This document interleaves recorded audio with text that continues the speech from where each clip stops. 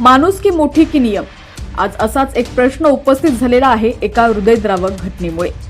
एका 10 वर्षाच्या लहान मुलानं विनवणी केली, काका बाबांना फोन करा, ते पैसे देतील, माझा पास घरी राहिलाय।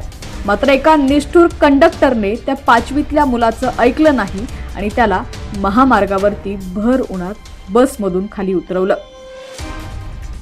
काय आहे ही संपूर्ण घटना पाहूयात या सविस्तर रिपोर्टमध्ये। महामार्गावर सुसाट धावणारी वाहनं आणि रखरखतं ऊन, याच उन्हात एका 5वीत शिकणाऱ्या चिमुरड्याला बसमधून खाली उतरवण्यात आलं।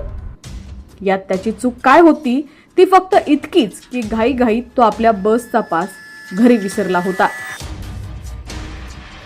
त्यानं बरेच प्रयत्न केले कंडक्टरला मनवण्याचे, पण कंडक्टरने काही ऐकलं नाही। घडलं असं होतं की मंगळवेढा तालुक्यातील ब्रह्मपुरी गावातील रहिवाशी प्रथमेश राहुल पाटील इयत्ता 5वी हा दररोज मंगळवेढा येथील शाळेत जातो। मिळालेल्या माहितीनुसार शनिवारी सकाळी त्याच्या पालकांनी त्याला शाळेत सोडलं। शाळेतून घरी येत असताना प्रथमेश मंगळवेढ्याहून सोलापूरला एसटी बस क्रमांक 94-5 ने प्रवास करत होता। जेव्हा बस मंगळवेढा सोलापूर महामार्गावरील दामाजी कारखाना पाठीसमोर आली तेव्हा कंडक्टरने प्रथमेशला त्याचा बस पास मागितला। मुलाने त्याच्या बॅगेत त्याचा पास शोधला, पण त्याला आठवलं की तो घरी विसरलेला आहे। त्याने कंडक्टरला परिस्थिती समजावून सांगितली आणि सांगितलं की तो त्याच्या वडिलांना फोन करून पैसे मागू शकतो। कंडक्टरने त्याच्याकडे दुर्लक्ष केले। पैसे किंवा पास नसल्याचं कारण देत बस थांबवली आणि प्रथमेशला थेट महामार्गावरती सोडलं। पास किंवा पैशाशिवाय महामार्गावर सोडल्यामुळे प्रथमेश घाबरला आणि रडू लागला। थोड्या वेळानं त्यानं जाणाऱ्या वाहनांना हात दाखवला। सुदैवाने एका दुचाकी चालकाने त्याला त्याच्या गावी ब्रह्मपुरी इथं सुरक्षितपणे पोहोचवलं।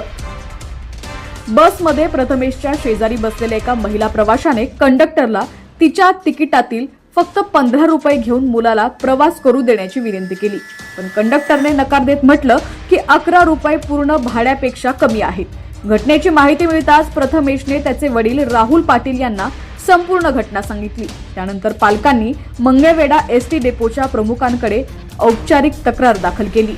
डेपो प्रशासन आणि एसटी प्रशासनाने चौकशी आणि योग्य कारवाईचं आश्वासन दिलेलं आहे। एसटी महामंडळ शालेय विद्यार्थी आणि ज्येष्ठ नागरिकांसाठी मोफत किंवा सवलतीच्या दरात पैसे देते। असे असूनही एका तरुण विद्यार्थ्याला महामार्गावर जाण्याची परवानगी देणं केवळ नियमांचं उल्लंघन करत नाही तर त्याच्या जीवाला थेट धोका निर्माण करतो।